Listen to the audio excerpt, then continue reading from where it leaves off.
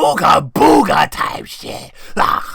Welcome back to the channel. I am the Pumpkinator. Today we're going to be covering the Cavewoman comic series. Because it won last week's poll. Look at you. You do have a say. And I actually never heard this comic, but I'm glad that Pixelo Studios told me about it. I salute you, my fellow gooner. Created by Bud Root in 1993 for Basement Comics, which is an apt name if you ask me. Cavewoman is a spicy little morsel. Her creator, Root, created Basement Comics, which is an offshoot division of Emerald Entertainment. And he really leaned into that good girl genre of comics. And if you don't know what that is, it's basically like all the booba ladies that I've been covering this entire time. Like scantily clad women with great art. But obviously that genre is not as prevalent anymore because, you know, women are people. But he got to start illustrating for the James Gang comics for London Knight Studios, which they didn't really sell very well. He didn't even get paid. They actually sold so poorly that he got paid in like King Kong collectibles. But after being published once, he found out that he had a taste for it. So him and his wife pulled money together so they could create his own comic company. And Cavewoman was her flagship series. And it was a huge success. But I have no clue why.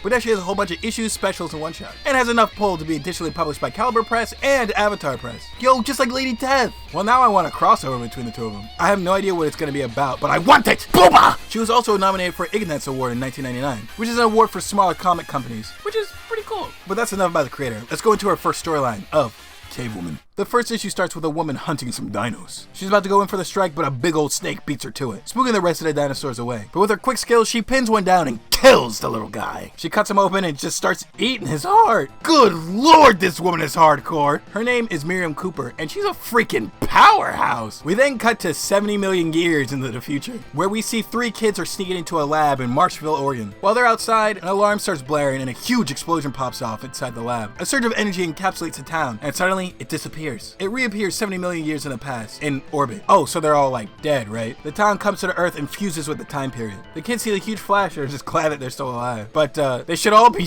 dead, right? All the kids leave the lab and try to avoid being blamed for this whole debacle. Cutting back to Miriam, she's wondering what that noise was and goes to visit her grandfather's grave. Her Gramps' ghost, I think, appears. Or maybe it's her like imagination, I can't really tell. Asking if she's doing alright. Well, he asks if she's gonna off herself, but like, you know, it's the same thing. She tells him that she misses him, but they get interrupted by a freaking T-Rex! It was drawn to her kill and absolutely bites down that giant snake. She hides from it but gets nipped in the booty by a little guy, which draws the attention of the T-Rex. She gets chased down by the Rex but uses her 6 skills to cut its leg, incapacitating it. But things aren't calming down yet because the T-Rex gets surrounded by Styrosaurus. I don't know dinosaurs, bro. Cutting back to the boys, they're walking around and realize that something's a little different. They see a giant frog and just bashes it against a tree. Why? Why would you do that? I hope this kid dies. The other kids start giving him shit for killing the frog, and then they leave him behind while they look for a way back. But then they hear him yell and come back to check on him, where they find his bloody shoe with his foot still in it. Ah, okay. Peace has returned. Cutting back to Miriam, she's chilling with her Styrosaurus and giving him props for scaring off that T-Rex. She goes on her own to feed the rest of them when she stumbles upon the town and makes her way towards it, where the people are now discovering that they're not in their time zone anymore. Because a guy's dog just got ate. Oh, and so does he. And that's where the first issue ends. And I gotta say, it's pretty cool. I think it got really wordy there at some points, but I mean, other than that, it's still pretty cool. I like the art. All these newbies to the era are like screwed. They're dying left and right. But after seeing the first issue, you probably got a couple of questions, right? How did Miriam get here? What's up with the kids? Are they all screwed? Why is she such a baddie? Let me calm down. Well, let's start with how Miriam got there. When she was a child, her grandfather was a scientist who accidentally sent them into the past. And shortly after they got there, the poor soul gets murked by a T-Rex, leaving our girl all alone in the prehistoric era. But she's pretty resilient and has been fighting to survive for years now, which hasn't always been easy. But now she's like stupid strong and a top predator wherever she goes. Also, her granddad's experience changed her on a molecular scale, so now she's like 300 pounds and can bench press a bus. Oh, and if you're wondering why she's not wearing like normal clothes, she got them all torn off in a battle. So she made her current getup out of animal skins and dino teeth. But like, damn girl, you ever heard of a shirt? I mean shit, flaunt it, girly pop, why not? And as for the town, as I said before, she makes her way to the town and helps them survive in this era, and basically becomes the town's protector, which they really need because people are getting messed up. But her going back to her hometown lets her reconnect with people from her past, like Bruce Cabot, who's her childhood best friend, who turns into her boyfriend. Lucky as so be? And honestly, this comic reminds me like a horror comedy. I mean, it basically is. But there's one part where a guy is sunbathing and then just gets eaten by a T-Rex. And like that's just it. It makes me chuckle. Maybe I'm fucked up, I don't know. But her first storyline was pretty fun. But after this, she appears in a lot of one-shots and specials like Zombie Situation, Deadly Venom, and Jungle Jam. That last one was the one that got her nominated for the Ignites Award. Actually, no it's not. It was actually Jungle Tales, not Jungle Jams. I'm just stupid. Look at my stupid freaking face. I'm dumb. She also has some pinup specials that I wouldn't even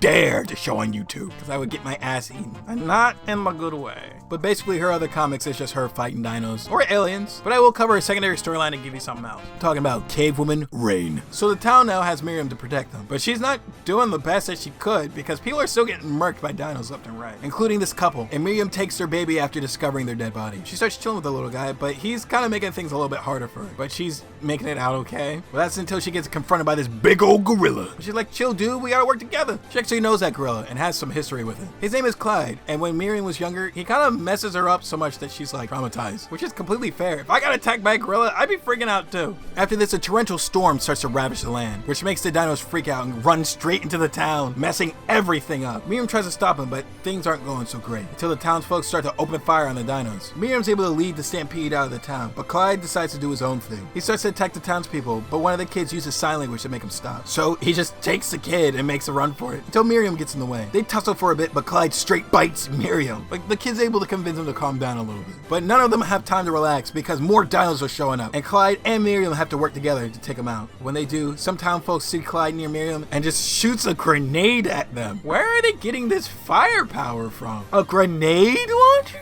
Which does nothing but pisses them off. Clyde starts attacking, but Miriam jumps on him and starts stabbing away. But the townsfolk blow up the building behind them and the rubble crushes them both. But it does nothing to Clyde. He still goes full rampage. But it like kills Miriam. Well, actually it puts her in like a death state, so she's like technically still alive, but like, I don't know. But she's able to pull out of it and fight the rest of the threat off. But now that the town's destroyed, they have to find a new place to live, so they head towards the sea. And that's how the story ends, and I really like it. There's like actual struggle in there, and she loses her hometown again, which is kind of sad, but I think I'm more sad about it than she actually is. Also, her taking on the gorilla that like traumatizes her, it's fire. Also, some of these panels got me acting up. I can't handle it, goodness gracious. But yeah, I definitely think you should give this comic a read. I went to the parent company's website, but I don't think that they've updated in quite some time. I feel like I like used the Wayback Machine. So just be careful if you're trying to buy the comic from there. I don't know if it's like the actual website or not. They made sure that the boobs were front and center though. They know what the people are looking for. But yeah, this comic is fun as hell.